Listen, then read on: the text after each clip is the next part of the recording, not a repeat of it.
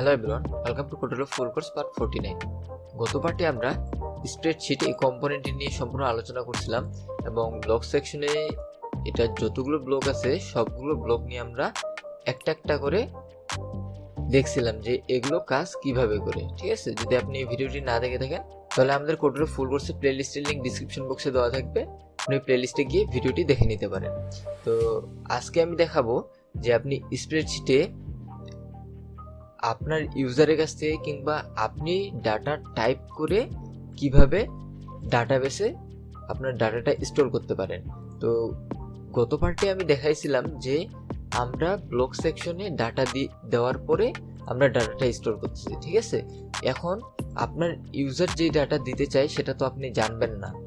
তো আপনার ইউজার তার ফোন থেকে ডাটা টাইপ করে দিবে, সেই ডাটাটা আপনার এই ডাটাবেসে স্টোর হবে। সেটা কিভাবে আমরা করতে পারি সেটা আজকে আমরা দেখব। তো এখানে যতগুলো ব্লক আছে এগুলো সব ডিলিট করে দেব প্রথমে।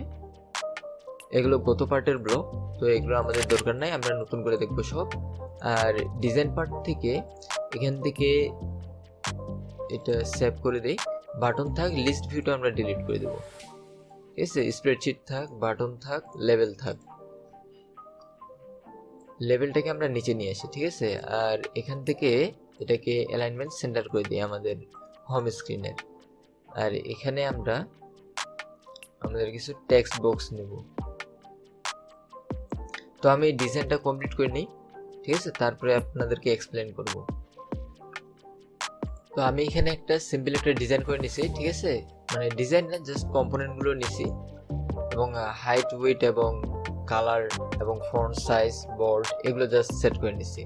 তো আমি এখানে মূলত টেক্সট বক্স নিছি তিনটি, 1 2 3। ঠিক আছে, তিনটি নিছি, তিনটি কাজের জন্য। একটা নামের জন্য আমাদের ডাটাবেসের, আমি এখান থেকে দেখাই।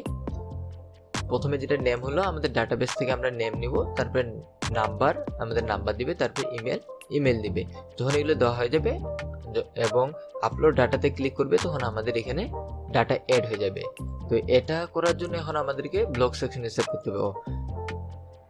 আর তার আগে আমি এখানে দেখাই দিই টেক্সট বক্সে আমি কি কি চেঞ্জেস করছি। এখানে টেক্সট বক্সে আমি ফন্ট বোল্ড করছি, ফন্ট সাইজ 16। ঠিক আছে, আর এখানে আমি হিন্টের জায়গায় লিখে দিচ্ছি নেম, যেন আমার এখানে নেম দেখায় এবং আমার ইউজার বুঝতে পারে এখানে নাম দিতে হবে। তারপরটা একইভাবে সব চেঞ্জেস, শুধু নাম্বার দিছি আর এটাতে ইমেল লিখে দিছি হিন্টের জায়গায়। ঠিক আছে, আর আরেকটা জিনিস চেঞ্জ করছি, এখান থেকে আমি ইম্পোর্ট টাইপ, অর্থাৎ আমাদের এখানে ইউজার যেটা লিখবে ওটা কি টাইপের হবে। দেখেন আমি যদি এখানে এই আমার মাউসটা দিয়ে দিই, সরি, আমরা যদি এখানে লেখার জন্য টেক্সট বক্স দিয়ে দিই, আমার নামটা এখানে অটোমেটিক শো করতেছে। টাইপ 1 এই নর্মালে সেট করে রাখছি। তারপর নাম্বারে ক্লিক করলে দেখেন আমাদের ডাইরেক্ট নাম্বারের কিবোর্ডটা চলে আসছে। ঠিক আছে, আর ইমেলে ক্লিক করলে আমাদের ডাইরেক্ট দেখেন আমার ফোনে যে ইমেল আছে সাজেস্ট করে দিচ্ছে। তো এগুলো আমি কিভাবে সেট করছি, প্রথম টেক্সট বক্সে আমি নর্মাল রাখছি। ঠিক আছে, তারপর দ্বিতীয় টেক্সট বক্সে আমি এই যে ইম্পোর্ট টাইপ আমি নাম্বার 5 দিয়ে দিছি। এখান থেকে নাম্বার, এই যে নাম্বার 5 এটা সেট করে দিছি। তারপরে টেক্সট বক্সে আমি ইমেল দিয়ে দিছি। ঠিক আছে, আমার ইমেল এটা সেট করে দিছি, যার কারণে আমার এই ধরনের চেঞ্জেস আসছে। আর এখানে যে লেভেলটা ছিল, লেভেলটা আমি ডিলিট করে দিছি এবং একটা নোটিফায়ার নিয়ে নিছি। আর নোটিফায়ার এখানে ব্যাকগ্রাউন্ড কালারটাও আমি একটু চেঞ্জ করে দিয়েছি। ঠিক আছে, তো এখানে আমি ডিজাইন পার্টে এগুলো জিনিস চেঞ্জেস করছি। আর স্পেস, প্রতিটাতেই আমি একটা করে স্পেস নিছি। ঠিক আছে, নিচের স্পেসটা বেশি নিয়ে ফেলছি। এখানে প্রতিটাতেই একটা করে স্পেস নিছি মাঝখানে, আর স্পেসগুলোর হাইট রাখছি 2%। ঠিক আছে, প্রতিটা স্পেসের হাইট 2% রাখছি।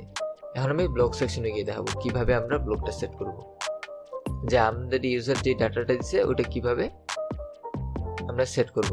তো আমরা বাটন 1-এ যখন ক্লিক হবে তখন আমাদের ডাটা হবে স্টোর। তো স্প্রেডশিট 1-এ গিয়ে ক্রিয়েট রো কলাম, ঠিক আছে, সরি ক্রিয়েট রো কলাম না, ক্রিয়েট রো, এবং এখানে আমরা মেকের লিস্ট নিয়ে নিব এবং এখান থেকে একটা আইটেম অ্যাড করে দেবো। যেহেতু আমাদের 3টা করে আইটেম আছে, কলাম নাম 3টা হবে, ভ্যালু আমাদের 3টা হবে। তো কলাম নাম হলো আমাদের নেম, নেম দিয়ে দিলাম। তারপরে আমাদের দ্বিতীয় কলাম হলো নাম্বার, বিআর নাম্বার। তারপর আমাদের তৃতীয় কলাম হলো ইমেল। ঠিক আছে, আমাদের ইমেল, দেখেন এখানে আমাদের ইমেল, নেম, নাম্বার, ইমেল আমরা এখানে ঠিকভাবে দিয়ে দিছি। এখন আমাদের নামটা কি হবে? আচ্ছা, টেক্সট বক্সের এখানে এগুলো আমার এডিট করা হয়নি নামগুলো। তো টেক্সট বক্স 1 হবে নেম। নেম এটা এখান থেকে এডিট করে দিই, তাহলে বুঝতে সুবিধা হবে আমাদের। এখানে নাম্বার, তারপরে আমাদের তৃতীয় নাম্বার টেক্সট বক্স হবে ইমেল। ইমেল। এখন আমরা ব্লক সেকশনে গিয়ে নেমের মানে টেক্সট বক্সের এখান থেকে যে কোনো একটা এরকম ব্লক নিয়ে এসে এখানে সেট করে দিই, এখান থেকে ডট টেক্সট দিয়ে দেবো, ঠিক আছে। তারপরে একইভাবে ডুপ্লিকেট করে নিই, এখান থেকে নেমের জায়গায় দিয়ে দেবো আমরা নাম্বার, তারপর আবার ডুপ্লিকেট করে নিয়ে এখানে আমরা দিয়ে দেবো ইমেল, ঠিক আছে। তো আমাদের এটা ক্রিয়েট করা হয়ে গেছে, ব্লকটা সেট করা। এখন আমরা দেখি, আমরা ভ্যালু এখানে দিব, দেওয়ার পরে দেখি কাজ করতেছে কিনা। নেমের জায়গায় আমি দিয়ে দিলাম নাইম, নাম্বারের জায়গায় আমি র্যান্ডমলি একটা নাম্বার দিয়ে দিলাম, তারপর ইমেলের জায়গায় দিয়ে দিলাম জাস্ট একটা র্যান্ডমলি gmail.com লিখে দিলাম। এখন আপলোডে ক্লিক করলে দেখেন এখানে আমাদের ডাটা আপলোড হচ্ছে কিনা। এখানে 4টা পর্যন্ত হয়েছে, ঠিক আছে। দেখি 5 নম্বর ডাটা আমাদের আপলোড হচ্ছে কিনা। এখন আমরা যদি আপলোড ডাটাতে ক্লিক করি, ক্লিক করার পরে একটু ওয়েট করবেন। ওকে, আমাদের এখানে ডাটাগুলো অ্যাড হয়ে গেছে। আমার 2বার অ্যাড হয়েছে, কারণ প্রথমবারে ক্লিক করার পরে দেখতেছি অ্যাড আমাদেরকে শো করাচ্ছিল না, তার জন্য আমি আরেকবার ক্লিক করছিলাম, যার কারণে 2বার অ্যাড হয়েছে। আর আমি রিফ্রেশ করার পরে আমি এখানে চেঞ্জেসটা দেখতে পেয়েছি, ঠিক আছে। আপনার যদি নেট খারাপ থাকে তাহলে আপলোড ডাটা করার পরে আপনারা এয়ারটেবিলটা একবার রিফ্রেশ দিয়ে দিবেন, তাহলে আপনার ডাটাটা চেঞ্জেস হয়েছে কিনা সেটা দেখতে পারবেন, ঠিক আছে। তো এখন দেখেন এখানে কিছু প্রবলেম আছে। আমরা যখন আপলোড ডাটা করলাম আমাদের ডাটাগুলো থাকেই যাচ্ছে, ঠিক আছে। এবং এখানে টেক্সট আমাদের কিবোর্ডটাও হাইড হচ্ছে না। তো এগুলো আমরা এখন ব্লক সেকশন থেকে সেট করব। তো আমরা যখন বাটন মানে ক্লিক হবে ওই সময়, আর আপনারা যারা জানেন না বা আমাদের চ্যানেলে নতুন তাদের জন্য বলতেছি যে আমরা কোডুলারের ফ্রি লাইভ কোর্স নিয়ে আসতেছি বাংলায়, ঠিক আছে। এটা আমাদের শুরু হবে মার্চ মাসের 7 তারিখে, ঠিক আছে। এবং এটা হবে আমাদের প্রথম ক্লাস। এই ক্লাসটা অনুষ্ঠিত হবে রাত 8টায়, ঠিক আছে। আপনারা যদি জয়েন না হয়ে থাকেন তাহলে আমাদের ফেসবুক পেজ কোডুলার কোডারে চলে যাবেন, ঠিক আছে। ফেসবুক পেজে আসার পরে আপনারা এখানে প্রথমে একটা পোস্ট পেয়ে যাবেন এবং পোস্টের নিচে একটা লিঙ্ক পাবেন, ঠিক আছে। এই লিঙ্কে ক্লিক করে আপনারা রেজিস্ট্রেশন করে নেবেন। এখানে একটা ফর্ম আছে, গুগল ফর্ম। এখানে আপনারা আপনাদের নাম, ইমেল অ্যাড্রেস, তারপর ফোন নাম্বার, ওই ফটো আপলোড করে দিবেন। তারপর নেক্সটে গিয়ে আরেকটা পেজ আছে, ওই পেজটা সাবমিট করে দিবেন। দিলে আপনার রেজিস্ট্রেশন কমপ্লিট হয়ে যাবে। এবং রেজিস্ট্রেশন কমপ্লিট করার পরে আপনারা আমাদের ফেসবুক পেজে একটা মেসেজ দিয়ে দেবেন যে ভাই আমরা রেজিস্ট্রেশনটি কমপ্লিট করছি, ঠিক আছে। তারপরে আপনাদেরকে কি করতে হবে সেটার নির্দেশনা আমাদের ফেসবুক পেজে আমরা আপনাদেরকে জানিয়ে দেব। তাছাড়া আপনারা আমাদের ডিসকর্ড চ্যানেলেও জয়েন হয়ে যাবেন। ডিসকর্ড চ্যানেলের লিঙ্ক ডিসক্রিপশন বক্সে দেওয়া থাকবে। এই চ্যানেলের মধ্যে আপনারা আসার পরে জেনারেল সেকশনে আপনাদের যদি কোনো প্রবলেম থাকে এখানে আপনারা সরাসরি স্ক্রিনশট কিংবা এখানে হেল্প অথবা ফ্রি চার্টের অপশনে আসে কলে জয়েন করার পরে আপনারা স্ক্রিন শেয়ার দিয়ে আপনার সমস্যাটি আমাদের কাছ থেকে সমাধান করে নিতে পারেন, ঠিক আছে। এইভাবে স্ক্রিন শেয়ার দিয়ে আপনার সমস্যাটি সমাধান করে নিতে পারেন। তো এই ডিসকর্ড চ্যানেলের জয়েন হওয়ার লিঙ্ক ডিসক্রিপশন বক্সে দেওয়া থাকবে, আপনারা অবশ্যই জয়েন হয়ে যাবেন। আর যারা 7 তারিখের পরে এই ভিডিওটা দেখতেছেন এবং এই অ্যানাউন্সমেন্টটাও দেখতেছেন, তারা যদি আমাদের সঙ্গে যুক্ত হতে চান অবশ্যই আমাদের ফেসবুক পেজে নক করবেন।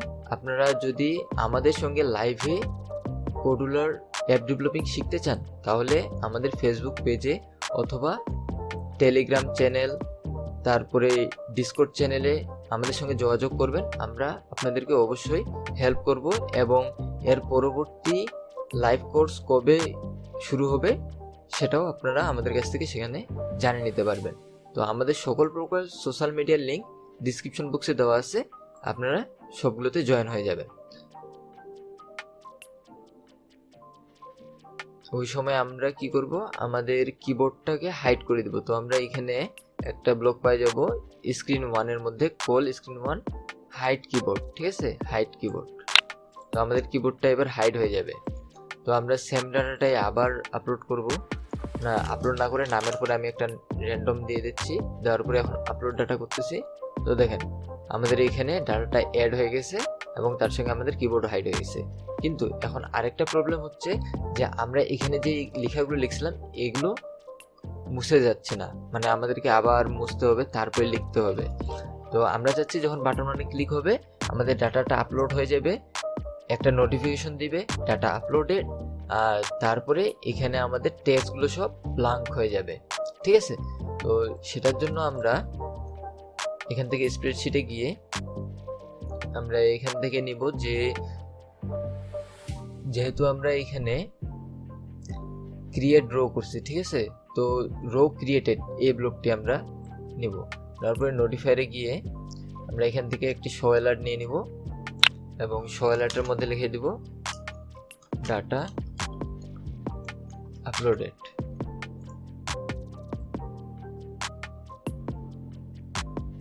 ঠিক আছে, আমাদের ডাটা আপলোডেড নোটিফিকেশনটা দিয়ে দিবে। এখন আমাদেরকে আরেকটা জিনিস সেট করতে হবে যে যখন আমাদের বাটন মানে ক্লিক হয়ে যাবে এবং ডাটা সাকসেসফুলি আপলোড হয়ে যাবে তখন আমাদের টেক্সট বক্সগুলোতে আমরা যেই ডাটাটা লিখছিলাম সেটা যেন না থাকে, টেক্সট বক্সটা যেন ব্ল্যাঙ্ক হয়ে যায়। সেজন্য আমরা name dot set name dot text to এটা ব্লকটা নিয়ে নিব, নেওয়ার পরে আমরা এখানে একটা ব্ল্যাঙ্ক টেক্সট অ্যাড করে দেব, ঠিক আছে। আর এই ব্লকটাকে আমরা ডুপ্লিকেট করে নেব, দুইবার ডুপ্লিকেট করে নেই। তারপরে আমরা দ্বিতীয়টার নাম দেব নাম্বার এবং তৃতীয়টাতে দিয়ে দেবো ইমেল, ঠিক আছে। এখন আমরা কম্পিউটারটিকে একবার রিফ্রেশ করে নেই এবং ডাটাবেসে চলে যাই। এখানে দেখেন 7 নম্বর পর্যন্ত আছে। তো এখানে আমি নেমের জায়গায় আমি একটা র্যান্ডম নেম দিয়ে দিলাম, এখানে একটা নাম্বার দিয়ে দিলাম, এখানে একটা ইমেল অ্যাড্রেস দিয়ে দিলাম, ঠিক আছে। তারপরে এখন আপলোড ডাটাতে যদি ক্লিক করি তাহলে লক্ষ্য করবেন আমাদের কিবোর্ডটা হাইড হয়ে যাবে, ঠিক আছে। তারপরে আমাদের ডাটা আপলোড হয়েছে কিনা নোটিফিকেশন দিবে, আর যদি ডাটাটা সাকসেসফুলি আপলোড হয়ে থাকে তাহলে আমাদের এখানে টেক্সট বক্সে গুলো ফাঁকা হয়ে যাবে, ঠিক আছে। এখন দেখি আমরা কাজ করি কিনা, এখানে 7 নম্বর পর্যন্ত আছে। তো আমি আপলোড ডাটা করলাম, হাইড হয়ে গেল। দেখেন আমাদের ডাটা সাকসেসফুল আপলোড হয়ে গেছে এবং টেক্সট বক্সগুলো ফাঁকা হয়ে গেছে, ঠিক আছে। আর এখানে দেখেন আমাদের ডাটাও অ্যাড হয়ে গেছে। তো আমরা এইভাবে কাজ করতে পারি। আর আরেকটা জিনিস, যদি বাই চান্স আমাদের ডাটা আপলোড না হয় সেই ক্ষেত্রে কি হবে, তো সেই ক্ষেত্রে আমরা এখানে রো ক্রিয়েটেড এখানে আমরা একটা কন্ডিশন সেট করব, ঠিক আছে। ইফ দেন এবং লজিক থেকে আমরা ইকুয়াল নিয়ে নেব response code gate response code equal to 200। যদি আমাদের রেসপন্স কোড 200 হয় তাহলে আমাদের এগুলো কাজ করবে, ঠিক আছে। আর যদি 200 না হয় অর্থাৎ এলস, যদি 200 না হয় তাহলে আমাদের এখানে দিব যে সাম